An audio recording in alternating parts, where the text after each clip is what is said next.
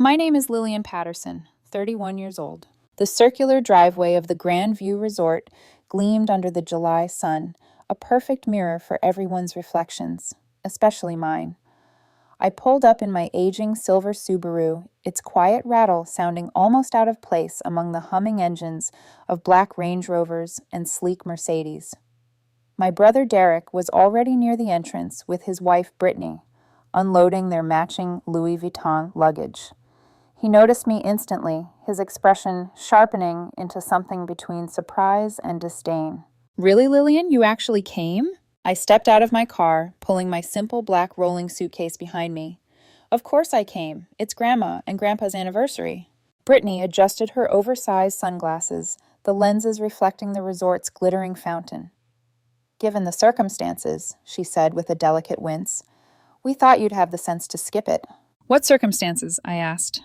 Derek laughed, loud and sharp enough to draw glances from the valet line. "The circumstances where you can barely afford to be here. This place is $500 a night, minimum, before the resort fees, before the golf packages Dad's planning." "I'm aware of the rates," I said evenly. "Are you?" His voice carried that familiar edge of superiority. "Because last I checked, preschool teachers don't exactly make bank." He looked me up and down. The cotton dress, the scuffed shoes, the car that was more memory than machine. "You're going to stick out like a sore thumb all week. Designer dinners, spa days, yacht cruises. How exactly are you planning to pay for all that?" "I have savings." Brittany's laugh was short and cruel. "Savings. That's cute. Listen, we're not trying to be mean, Lillian, but it's embarrassing for all of us." "Then don't be embarrassed," I said quietly. "I'll keep to myself."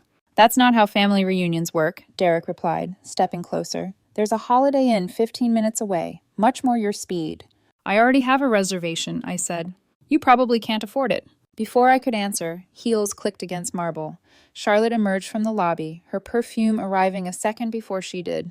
"Oh no, Lillian, what are you doing here?" "She has a reservation," Derek said. "I'm trying to convince her to cancel it." Charlotte sighed, touching my arm like she was consoling a child. "Did you talk to Dad? He said he didn't think you should come." "Dad said that?" "Well, Mom said it, but Dad agreed." I stared at her hand on my arm. "Because you're worried I'll embarrass you?" "Because this week is going to be expensive, and you don't make much." Charlotte smiled faintly. "We don't want you going into debt." "I'm not going into debt." "Then how are you paying for this?" Derek challenged. "Seriously, Lillian, show us your bank statement. Prove you can afford to be here." "I don't need to prove anything to you." "See, because you can't." Behind them, our parents stepped through the glass doors, Dad in his crisp golf shirt, Mom in a flowing resort dress. His eyes scanned the scene like a disappointed manager inspecting a late report. "Lillian, we need to talk." "What about?" "This." He gestured vaguely toward me, my car, my suitcase, my life. "Charlotte told us you were still planning to come, despite our conversation." "We didn't have a conversation," I said. "We're worried about you," Mom added gently. "This place costs a fortune. We don't want you bankrupting yourself." "I'm not bankrupting myself." "Then why are you here?" Dad's tone hardened. "If you're not trying to prove something, why insist on coming to a resort you can't afford?" "It's Grandma and Grandpa's anniversary. You can celebrate that at dinner on Saturday without pretending you belong here all week." The air thinned. Derek crossed his arms. Brittany checked her phone. Charlotte looked sympathetic but unmoved. "Be blunt," Dad said. "We don't want you here. Not because we don't love you, but because we don't want you embarrassing yourself. Or us." "Embarrassing you," I repeated. "You know what I mean." "Actually," I said, "I don't." He sighed. "You're a teacher. You make what, 40, 50,000 a year? You don't belong here, and deep down you know it." Brittany chimed in sweetly. "It's like if I tried to hang out with actual celebrities. Sure, I could be in the same room, but everyone would know I didn't belong." Charlotte added, "We just want to enjoy this week without worrying about you counting pennies." "I won't be counting pennies." "Then what will you be doing?" Derek asked. "Golf is 300, wine tasting is 200, yacht cruise is 500. You going to sit them all out?" "I'll do what I like." Brittany shook her head. "You'll just end up putting it all on credit. Sad, really." Mom's eyes filled with tears. "We're saying this out of love. We don't want you to suffer later." "Find a motel you can afford," Dad said flatly. "You can still come to the dinner. But this week? Go home, Lillian. This isn't your world. It never has been." For a moment, no one spoke. The cicadas droned somewhere in the distance. I looked at each of them. Dad's rigid stance, Mom's anxious hands, Derek's smugness, Brittany's disinterest, Charlotte's half-hearted pity. Okay, I said finally. Dad blinked. Okay? I'll leave. You won't have to be embarrassed. Relief passed over their faces like a breeze. I'm glad you're being reasonable, Mom said. Sure, I murmured. I got back into my Subaru, started the engine, and drove away. Through the rearview mirror, I watched them relax, laughing already, as if I'd never existed. I drove exactly 1 mile down the road to the small town center. The coffee shop there smelled of roasted beans and new beginnings. I ordered a latte, sat by the window, and dialed a number I hadn't used in months. Good morning, Miss Patterson, answered a familiar voice. Hi, James, I said. I need you to pull up the Patterson family reunion booking at Grandview Resort. One moment. The soft clacking of keys. Yes, party of 23, booked through Saturday. Presidential suite, 4 luxury suites, 6 standards. Very nice group booking. I need you to flag it. Owner review. All charges, all activities, all privileges. Notify me of every single thing they do this week. A pause. Is there a problem? Let's call it due diligence. He hesitated. You sure, Miss Patterson? I'm sure. When I ended the call, the reflection in the window showed someone calm, controlled, someone my family would never recognize. Outside, sunlight caught the lake. The Grandview Resort shimmered on the horizon, all glass and marble, a monument to everything they said I couldn't afford. 3 years ago, I'd bought the company that owned it, $42 million. My family never knew because I'd never told them. I'd let them assume I was struggling because being underestimated was safer than being envied. But now they'd crossed the line from assumption to insult. And for the first time, I wanted them to see exactly who they'd told to leave. I stood, left my half-finished latte, and walked out into the sunlight. The reflection in the coffee shop window followed me, steadier, sharper, ready. It was time to go home, to my hotel.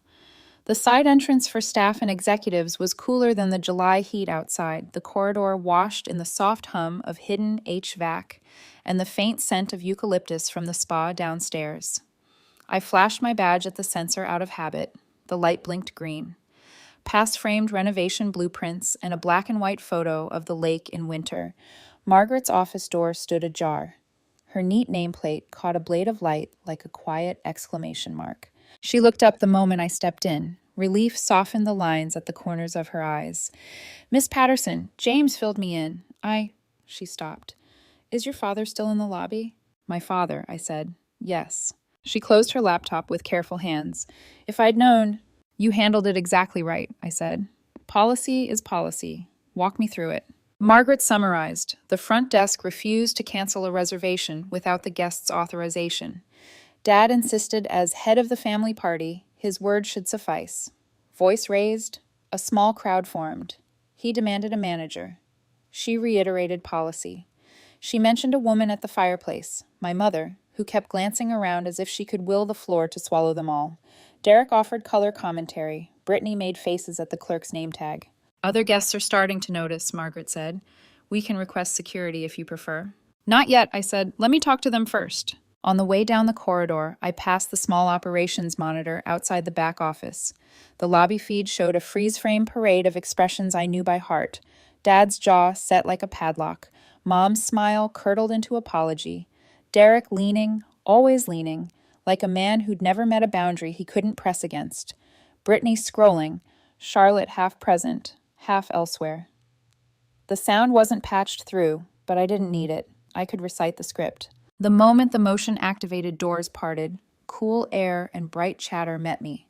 The clatter of luggage wheels, the fizz of champagne at check-in, the steady murmur of a hotel operating at near capacity. Sarah, the front desk associate, spotted me. A wave of relief passed across her face. Miss Patterson, she said, low enough for me alone. I'm so sorry. You did great, I said. Take a breath. I turned slightly, pitched my voice to the middle distance. I understand there's an issue with a room reservation. Dad pivoted, as if magnetized by complaint. He marched toward the desk like a man approaching the final word. Finally. Someone with authority. He didn't look at me at first. He looked at Sarah. Cancel the room under the name Lillian Patterson. She isn't coming. I won't pay for an empty room. I can't cancel that reservation, I said, calm as still water. His head snapped. Why not? I'm telling you she's not coming. Because the guest who made the reservation, I said, is standing right here. He stared at me, disoriented for a beat. What are you doing here? I thought you left. I did, I said. I came back. He blinked. Did you talk to them? Did you convince them to let you stay? His voice rose. A guest at the lobby bar turned their head. I don't need anyone's permission to stay here. Yes, you do, he snapped. I'm not paying for your room. You want to be here so badly, pay for it yourself. I am paying for it, I said. I always was. With what money? Derek drifted in like a shadow. Brittany's perfume followed. Lillian, this is getting pathetic. Just admit you can't afford this place and go. I can afford it. Stop lying, Dad said, volume up, eyes bright with the thrill of performance. We all know you barely make enough to cover rent. You drive a 15-year-old car. You shop at Target. You're a preschool teacher, for God's sake. I was a preschool teacher, I said, and let the sentence breathe. Now I'm a hotel owner. Silence fell like snow, soft, total, undeniable. I felt the temperature change. Even the fountain seemed to hush. Charlotte gave a stunned little laugh that died at the edge of her teeth. What? I own this hotel, I said, and 6 others. I turned to Sarah. Would you pull the ownership records for Grandview Lake Geneva? Her hands trembled only slightly over the keyboard. Yes, ma'am. Property owned by Grandview Luxury Resorts, LLC. Principal owner, Lillian Elizabeth Patterson. Dad's face emptied. That's not possible. It's very possible, I said. 3 years ago, after I sold my educational software business, I acquired the chain.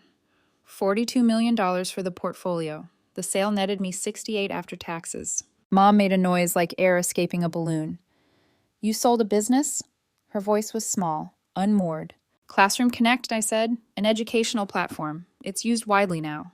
I didn't add numbers. I didn't need to. Derek shook his head, stubborn as a child. No, you're messing with us. This is some kind of joke. It isn't, Margaret said. She had joined us without my noticing, her posture composed as a held cord.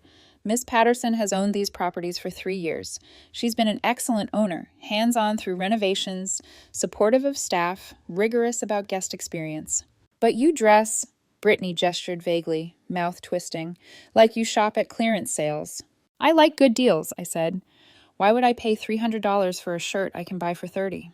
And the car? Derek said. The embarrassing Subaru? Reliable, efficient, paid off, I said. I don't care about cars. Charlotte's face was pale. Your apartment. You live in a 1-bedroom. In a 3-bedroom condo I own outright, I said. It has 1 bedroom because I prefer not to maintain space I don't use. Dad wavered, some private scaffolding collapsing. He tried to salvage authority with a half-turn toward Margaret. We made some complaints earlier about customer service that were noted, Margaret said evenly. Mr. Patterson, we require respectful treatment of staff. Miss Patterson has flagged your party for owner review. That means every charge, activity, and interaction will be monitored. Any further issues could affect stay privileges. Stay privileges? Mom whispered, bloodless. We're family. You told me I didn't belong here, I said softly. You told me to go home. We didn't know, Charlotte said, in a voice that carried the ache of a memory rearranging itself. You never told us. I tried, I said. You called consulting a fancy word for unemployment. You called my offer to help pity money. You decided the story and stopped listening. A guest near the bar lifted their phone as if to check notifications, lens angled too neatly toward us. I caught Margaret's eye. She nodded, already preparing a discreet request for privacy from the bar manager. I looked at my family. Here's how this will work. You'll stay, per your reservations. The owner review flag remains. Any staff complaints, any policy violations, any attempt to leverage I know the owner for special treatment, there will be consequences. Consequences? Derek scoffed. You're going to kick out your own family? During our grandparents' anniversary week? You attempted to cancel my room behind my back, I said. You humiliated me in public. Family is not a hall pass. He opened his mouth, then closed it. Brittany crossed her arms like a barricade. Mom stared at the marble floor. Dad's gaze skittered, as if the marble might offer a different ending if he looked long enough. Sarah slid a key card across the counter. Room 412, Miss Patterson. Top floor, Lakeview, your usual suite. Thank you, Sarah, I said.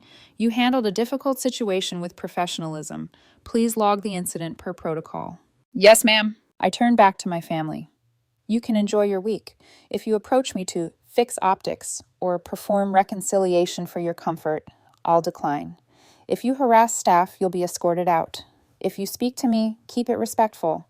If you need to apologize, to me or to them, make it specific. Dad found a last scrap of bluster. You can't talk to us like this. I just did, I said, and took my key. The elevator doors sealed me into a sudden hush. My reflection in the brushed steel looked like someone I almost recognized, stitched together from patience and 1,000 small refusals. The ride to the 4th floor felt like unspooling wire. When the doors opened, the corridor carried that faint hotel signature, laundered linen, lemon polish, the quiet of money being well behaved. Inside Suite 412, the lake unfurled in a sheet of hammered silver.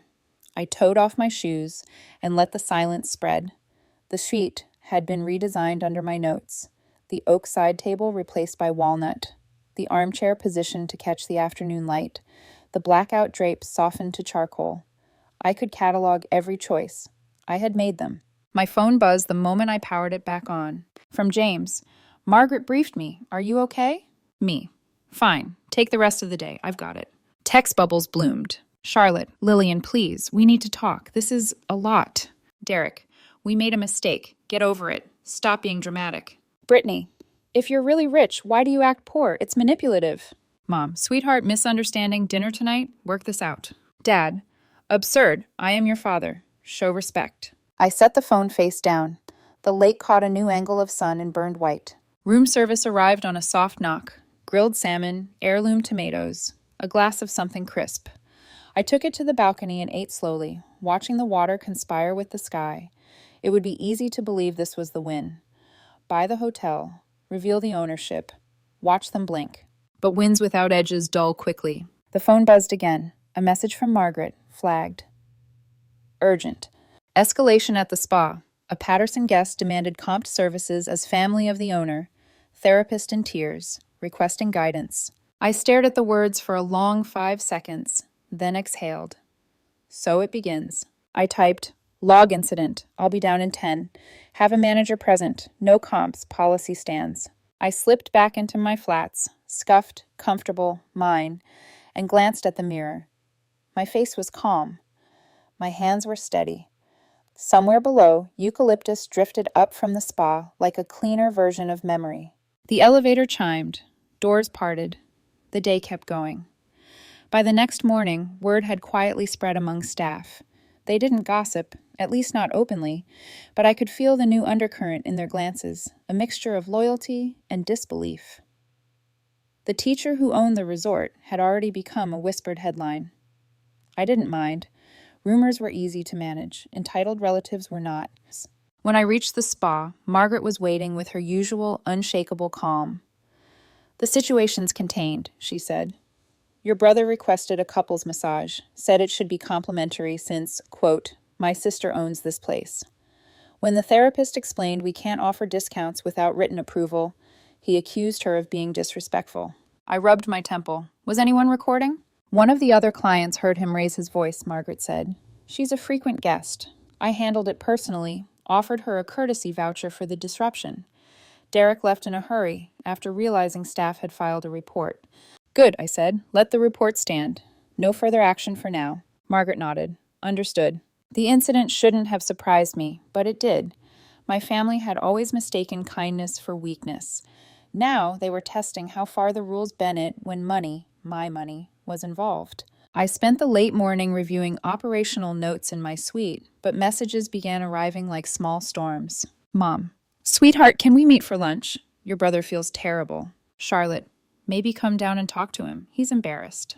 Derek, overreacting much. It was a joke. I ignored them all and stepped onto the balcony. The lake was smooth glass under a pale sky. Boats drifted lazily across the horizon, their reflections trembling in perfect symmetry. I'd chosen this resort 3 years ago because it felt balanced, wealthy but not ostentatious, refined without arrogance. I wanted people to feel grounded here. I wondered if I'd built the kind of place my family could never understand. By afternoon, I decided to walk the property, part inspection, part self-defense. Guests greeted me warmly. Staff smiled with that quiet relief reserved for good leadership. Then, near the docks, I caught a familiar voice. If you could just make sure our table is by the window tonight. My sister owns the resort, you see. She'll want to see we're being treated properly. It was Brittany. Her tone was sugary, but her smile didn't reach her eyes. The young server she spoke to looked terrified. I approached. Is there a problem? Brittany turned, startled. Lillian! Oh, no problem at all. Just trying to make sure everything's perfect for the family dinner. The staff knows how to do their jobs, I said evenly. You don't need to supervise. Her lips tightened. I was helping. Don't, I said. Enjoy the lake. Let them work. She stared at me for a moment before walking off, muttering something I chose not to hear. That evening, as sunset painted the water gold, I received another text from Margaret. Yacht cruise incident. Minor verbal altercation. One of your relatives made a toast about people who pretend to be humble. Several guests left early. I exhaled slowly. Of course they did. When I entered the restaurant later that night, the energy shifted. Conversations paused. Eyes flickered toward me. My family was gathered near the center table. Dad stiff in his chair, Mom whispering, Derek pretending not to see me. Charlotte caught my gaze and motioned me over. Lillian, wait, please. I stopped beside her. What is it? Can we talk privately? She asked softly. They're all spiraling. I studied her. Charlotte had always been the diplomat, her empathy a double-edged sword, sincere, but never quite strong enough to resist Dad's gravity. Still, I nodded. We stepped outside onto the terrace. Crickets had begun their nightly chorus, and lanterns swayed gently in the breeze. You're scaring them, she said. Good, I replied. They've scared me my whole life, by reminding me I'd never measure up. Lillian, she hesitated. Dad's worried about the optics. He doesn't want anyone thinking we're divided. We are divided. He means professionally. There are clients here this week. Business partners. If they find out that his daughter is the owner, I cut in. That must be terrifying. She sighed, shaking her head. You're angry. I get it. But we can't keep this tension all week. It'll ruin the anniversary dinner.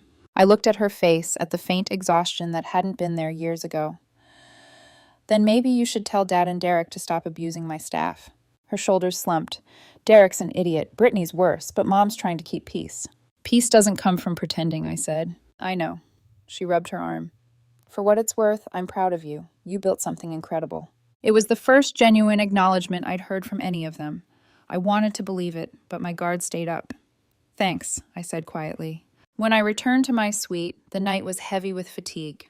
I opened my laptop to a stack of reports, the spa complaint, the yacht incident, several minor notes about difficult guests. The system automatically tagged them with my family's group code. Margaret had added a comment. Recommend mandatory briefing for entire Patterson party regarding conduct expectations. I typed back. Approved. Schedule 9 a.m. tomorrow. Attendance required. No exceptions. It was late when I finally set the computer aside. The lake outside shimmered under the moon, silver on black. My reflection merged with the glass, two versions of myself overlapping. The teacher who once felt small and the woman who now dictated the rules. Still, power didn't feel like victory. It felt like gravity, constant, unseen, demanding balance. My phone buzzed once more, a new notification from hotel security. Subject, access attempt, staff-only hallway near accounting. Time, 10:43 p.m. Key card used. Guest, Patterson Suite, 204. Identified, Brittany H. Patterson. I stared at the screen, lips tightening. Of course. For all their talk about belonging, my family had a remarkable talent for trespassing. Tomorrow, the mandatory meeting would have a new agenda item. This wasn't just about respect anymore, it was about consequences. And I was done giving warnings.